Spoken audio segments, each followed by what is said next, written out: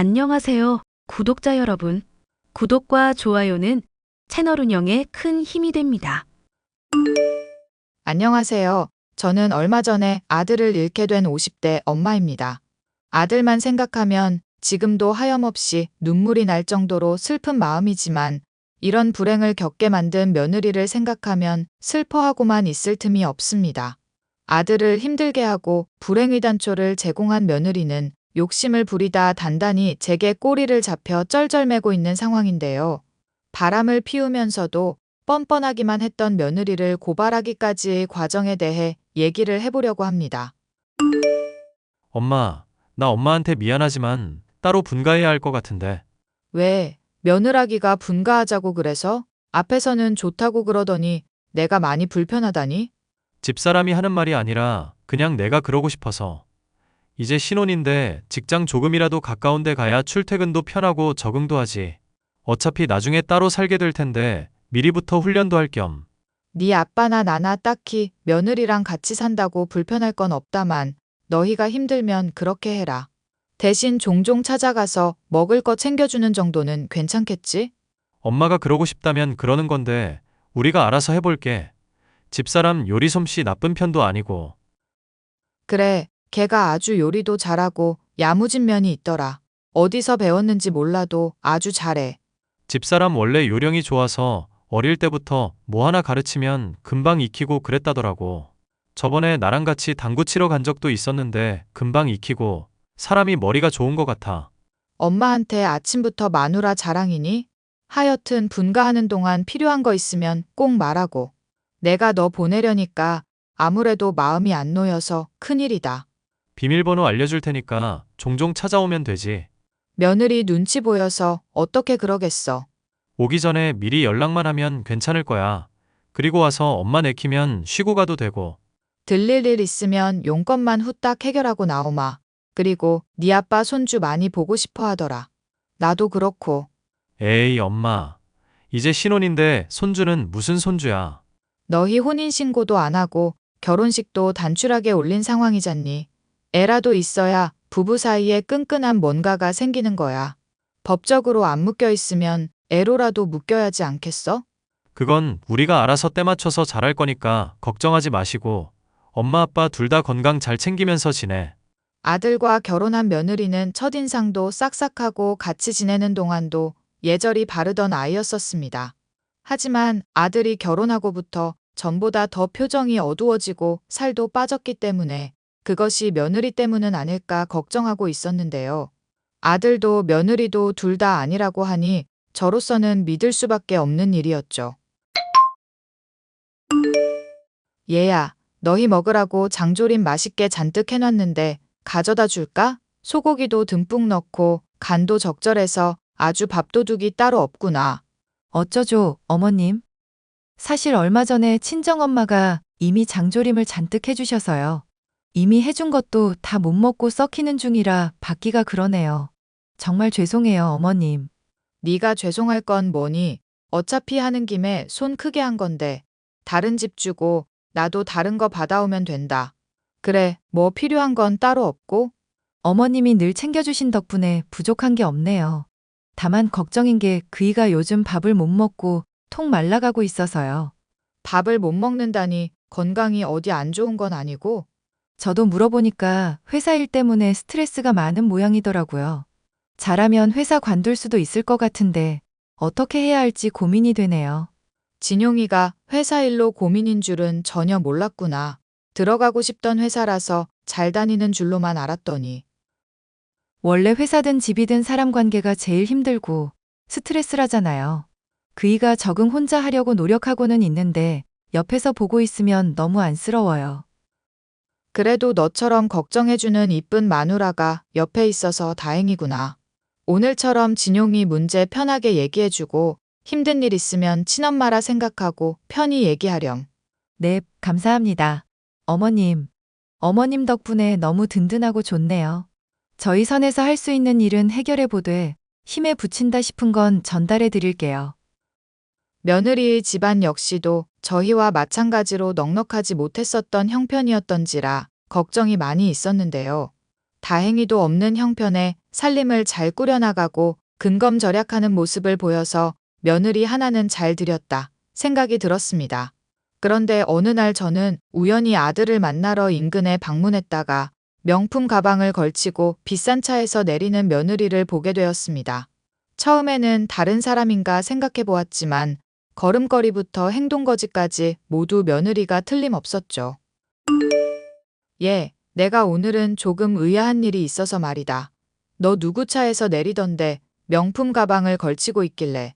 내가 당장에는 말을 못 걸었었다만 나중에 곱씹어 보면서 아무리 생각해봐도 너길래 묻는다.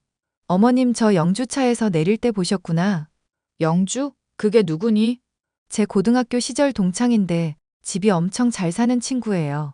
가끔 만나서 커피나 마시고 수다 떨고 그러면서 노는데 저한테 선물로 명품 가방을 줬더라고요.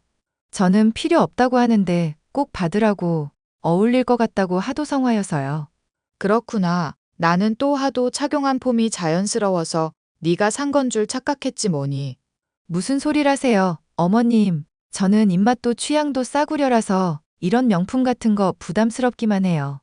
생일도 아니고 제가 환불할까봐 친구가 보증서 맞는다고만 안 했어도 바로 환불해버릴 수 있었는데 못 그래서 아쉽네요.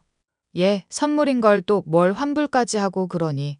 어차피 그런 좋은 가방 같은 것들도 막 쓰면 쓸수록 좋아진다더구나.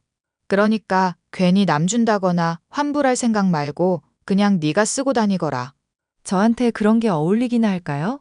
내가 보기엔 그보다 잘 어울릴 수 없을 정도로 예쁘게 잘 봤더구나. 감사해요, 어머님. 제가 나중에 성공해서 어머님께도 이쁜 가방 사드려야 할 텐데. 얘 말만으로도 고맙다. 당시에 며느리를 차 태워준 것이 친구라는 말에 그렇게 위화감을 느끼지 못했으나 나중에 곰곰이 생각을 해보니 이상한 점이 있었는데요. 생일도 아닌 날 며느리가 선물을 받는 것도 석연찮은 점이 있었고 차량 역시도 여자가 몰기보다는 남자가 몰 법한 크기와 색깔이었었죠. 차 안에 있던 사람의 얼굴도 봤으면 좋았을 텐데 그러지 못한 게 아쉬웠는데요. 아들, 엄마가 괜한 노파심에 하는 말일 수도 있으니 걸러들어라. 내가 얼마 전에 며느리를 길에서 만난 적이 있었는데 좋은 차에서 내리고 명품 가방도 들고 있더구나. 걔 말로는 가방은 선물 받은 거라고 하고 차는 친구 거라고 하던데 정말 그런지 알 수 없어서. 내가 요즘 그거 신경이 쓰여서 악몽도 꾸고 그래. 엄마 최근 찾아왔을 때 표정이 안 좋다 싶더니 그런 걸로 고민하고 있었던 거야. 왜 그걸 또 혼자 꽁꽁 싸매고 있었어? 아니, 내가 너희 둘 사이가 걱정되니까 하는 말이지. 너야 회사 일 때문에 힘들다고 걔가 말했지만 불화가 있는 건 아닌지 오만 상상이 다 든다니까. 그래서 너는 혹시 뭐 며느리 친구에 대해 아는 거라도 있고? 나도 자세히는 모르는데 엄마가 걱정하는 그런 거 아냐. 남자가 아니라 여자 맞고 가방도 고마워서 선물 받은 거 맞아. 그런 거라면 다행이다. 그런데 아들은 회사 일이 많이 힘드니? 뭐, 나야 늘 스트레스 받는 게 회사 일이지. 원래 세상 살다 보면 다들 치이면서 살잖아. 엄마랑 아빠는 괜찮으니까 힘든 일 있으면 언제든지 말해야 한다. 알겠니? 힘든 일이 뭐가 있겠어. 이쁜 마누라 있겠다. 번듯한 직장 가지고 있겠다.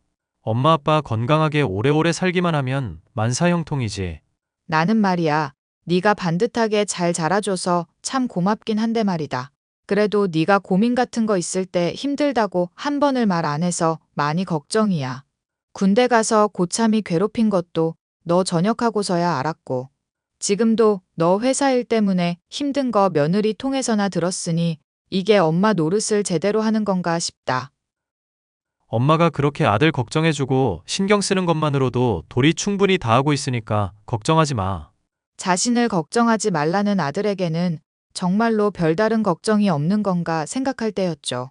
아들은 며느리와의 결혼 생활이 6개월 정도 접어들었을 즈음 제게 연락을 해왔었는데요. 엄마, 미안한데 다달이 보내던 용돈 좀 당분간만 끊으면 안 될까? 그리고 나 너무 돈이 필요해서 그런데 30만 원만 빌려줘. 네가 호의로 주는 거니 용돈에 대해서 내가 왈가왈부할 건 아니지만 무슨 일이라도 있는 거니? 네가 이렇게 아쉬운 소리를 나한테 안 하고 지내서 많이 걱정되는구나. 원래 내가 식단 같은 거 따로 챙기고 안 그랬었잖아. 그런데 그거 챙기기도 하고 알아볼 일도 있고 그래서 그래. 엄마가 힘들면 안 그래도 되니까 신경 쓰지 마. 다시 말하지만 엄마는 아들 고민 언제나 들어주고 싶고 해결해주고 싶은 사람이야. 고민이 있으면 뭐든 털어놓아도 괜찮다니까? 만약에 내가 집사람이랑 이혼하고 싶다고 하면 엄마 생각은 어떨 것 같아? 왜 이혼하는지 이유는 묻지 말아주고. 결혼하는 것도 이혼하는 것도 당연히 아들 뜻이니 따라주고 싶지. 그런데 그 이유 정도는 엄마로서 들을 자격이 있지 않을까? 네 아빠도 궁금해할 테고. 왜? 둘이 성격이 안 맞아?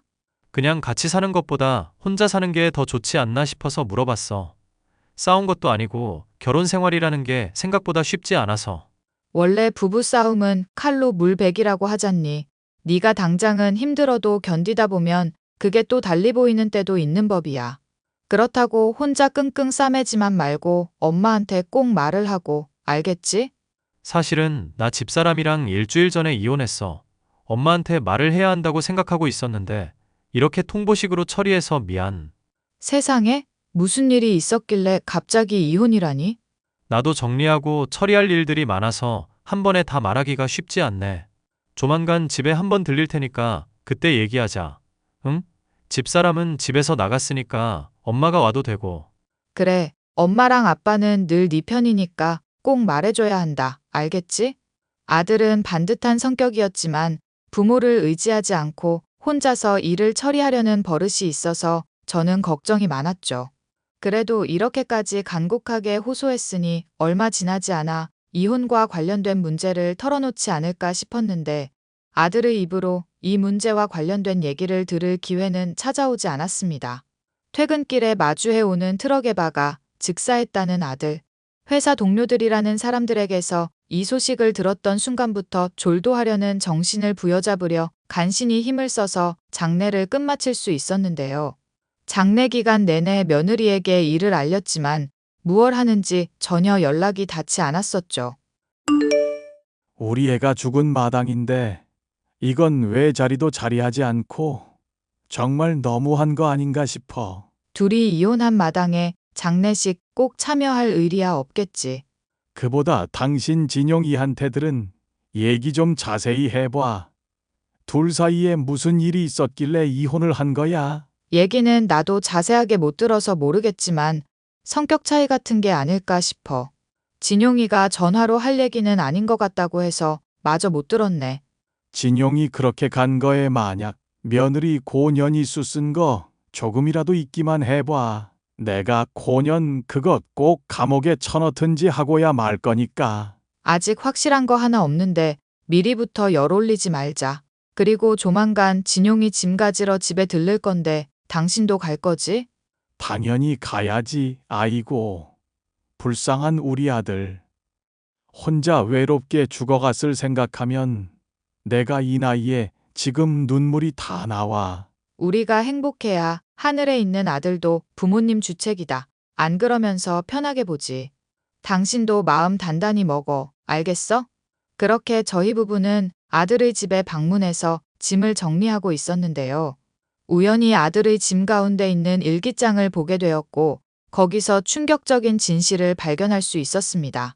저희에게는 다소곳하고 사람 좋아 보이던 며느리가 사실은 대놓고 바람을 피우고 다니고 과소비로 아들을 아주 힘들게 했다는 내용이었죠. 이 사실을 저희에게 말하자니 저희가 너무 힘들어할 것 같아서 어떻게 전해야 할지 모르겠다는 내용에 저와 남편은 그 자리에서 오열할 수밖에 없었는데요. 그 내용을 들고 변호사한테 가니 충분히 형사 문제로까지 취급될 수 있는 일이라고 하시더군요. 어머님, 그이 죽었다면서요? 장례식 때는 연락이 닿지도 않더니 이제야 보이는구나. 내 아들 죽을 때 너 대체 뭐 하고 있었니? 저 이혼 당했고 이미 남이나 다름없는 마당에 그게 중요할까요? 됐고 당장 그이 집에서 나가주세요. 이제 제 집이니까요. 그이가 저한테 집 준다고 약속도 했었고요. 그래, 한번 들어와 보거라. 반응이 영 이상하시네요. 저는 딱히 얼굴 뵙고 싶은 마음 없으니까 깔끔하게 법적으로 처리할 것만 하자고요. 그래, 너 아주 말 잘했구나. 네가 우리 아들 결혼 초부터 바람나선 다른 남자랑 비교하고 돈으로 핍박해대고 바람 피우고 다녔던 거 다 알고 있다. 대체 그게 무슨 황당한 얘기예요? 집 주기 싫으면 싫다고 하시지 왜 없는 이야기를 지어내시냐고요. 그동안 앞에선 착한 척 굴면서 뒤로는 얼마나 호박씨를 깠는지도 잘 알고 있어. 변호사 도움 받아 핸드폰의 대화 내용 복원하니 아주 가관도 아니더구나.